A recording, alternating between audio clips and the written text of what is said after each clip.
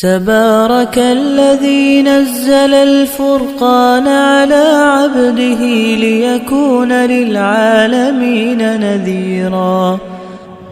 جی وعلیکم السلام ورحمۃ اللہ وبرکاتہ۔ جی جو سوال آپ سے لوگ کر رہے ہیں اس متعلق کہ اہل حدیثوں کو کیا قصور ہے، وہ کوئی بدعت نہیں کرتے، قرآن و سنت پر عمل پیرا ہیں، تو آپ ان کو کیوں حق پر نہیں سمجھتے؟ دیکھیے جی، بات دراصل یہ ہے کہ قرآن کی ایک آیت کا بھی انکار جو ہے نا وہ کفر ہے، ایک آیت کا بھی انکار۔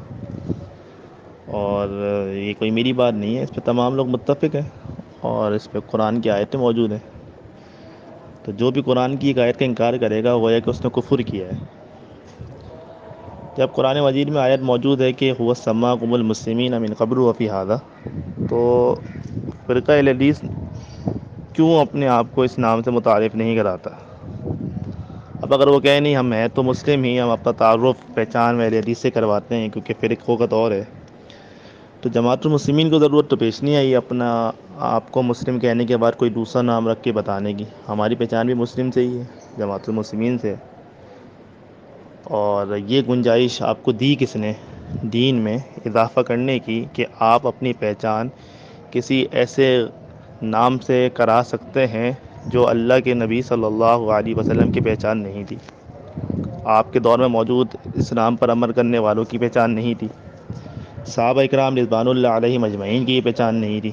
وہ سب تو محض مسلم ہی تھے، مسلم نام ہی رکھتے تھے اور مسلم نام ہی سے پہچان کرایا کرتے تھے۔ تو جب مسلم نام سے پہچان ہو سکتی ہے، ہو سکتی تھی، تو کیوں ضروری سمجھا ان لوگوں نے کہ وہ اپنے آپ کو اہل حدیث کہرائیں؟ پھر آپ کس اہل حدیث فرقے میں شامل ہونے کی بات کر رہے ہیں؟ جمعیت اہل حدیث ہے، غربہ اہل حدیث ہے، جماعت الدعوہ موجود ہے اور دیگر تنظیمیں ان کی موجود ہیں، تو وہ اس آیت وَاعْتَصِمُوا بِحَبْلِ اللَّهِ جَمِيعًا پر خود متفق نہیں ہیں۔ جو لوگ جن کا اپنا ہی کوئی ایک امام نہیں ہے جس کے تحت وہ چل سکیں، تو وہ کیا کس امت میں موجود جو اختلاف اور افتراق ہے اس کو یکجا کر سکتے ہیں؟ یا تو آپ نے جو جیسے زیادہ دی ہوئی ہیں ان کے کچھ بعض لوگ جو بات کرتے ہیں کہ صحیح ہے فرقے بھی ہوں کوئی بات نہیں ہے، تو وہ اسی پہ چلتے رہیں گے، پھر تو یہ اختلاف کبھی ختم ہونے والا ہے ہی نہیں۔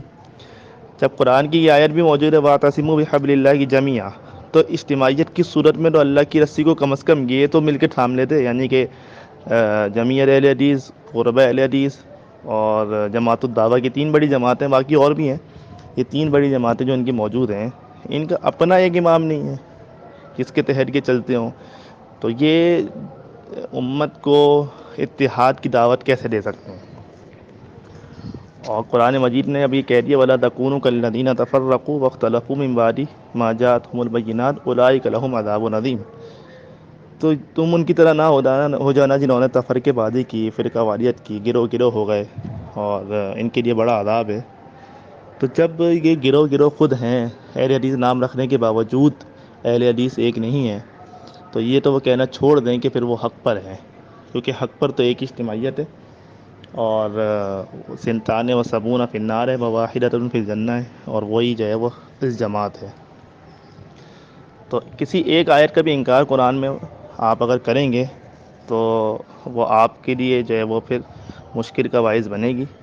تو ان کا قصور یہی ہے کہ انہوں نے اللہ کے رکھے ہوئے نام مسلم کو ہٹایا، چلے نہیں ہٹایا تو اس کے ساتھ مزید اضافہ کیا، اس کی گنجائش بھی موجود نہیں تھی، تو یہ انہوں نے اپنا اضافہ اس میں شامل کیا ہے۔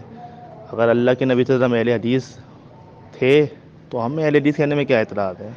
ابوبکر صدیق رضی اللہ عنہ اہل حدیث تھے تو ہمیں کوئی اعتراض نہیں ہے، ان کے دور میں موجود لوگ اہل حدیث تھے تو کوئی اعتراض نہیں ہے۔ دیکھیے اس بات کو آپ ذہن نشین کر لیں کہ دین اللہ کے نبی صلی اللہ علیہ وسلم کے دور میں مکمل ہو گیا۔ جب یہ آیت اتار دی گئی الیوم اکملت لکم دینکم واتممت علیکم نعمتی ورضیت لکم الاسلام دینا، 9 ذو الحج کو جب یہ آیت اتر چکی اللہ کے نبی صلی اللہ علیہ وسلم کے اوپر، اس کے بعد جو کچھ ہے وہ دین نہیں ہو سکتا، مطلب دین کے وہ قانون نہیں ہو سکتا، دین کا وہ اصول نہیں ہو سکتا، دین کی بنیاد نہیں ہو سکتی۔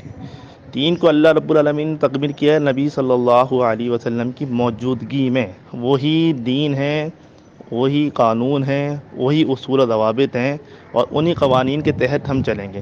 اور یہ سب سے بہترین حل ہے اختلاف کو ختم کرنے کا، کہ ہم اس چیز تک آ جائیں جہاں اللہ کے نبی صلی اللہ علیہ وسلم چھوڑ کے گئے ہیں. اس کے بعد جو کچھ ہے اس میں اختلاف بھی ملے گا آپ کو، اس میں آپ کو الگ الگ آراء بھی ملیں گی، مختلف فہم بھی ملیں گے.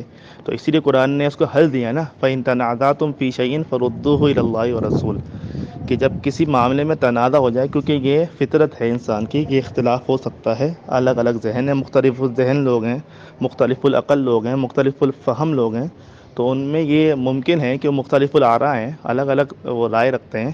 تو اس یہ اختلاف ہو جانا کوئی ایسی چیز نہیں ہے، لیکن اس کا حل دیا نا، فَإِن تَنَازَعْتُمْ فِي شَيْءٍ فَرُدُّوهُ إِلَى اللَّهِ وَالرَّسُولِ.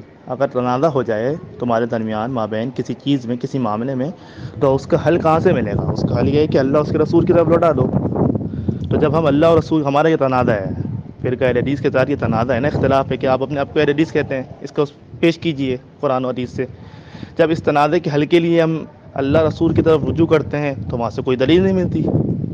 ان کا تو دعویٰ ہے کہ اہل حدیث کے دو رسول اللہ رسول.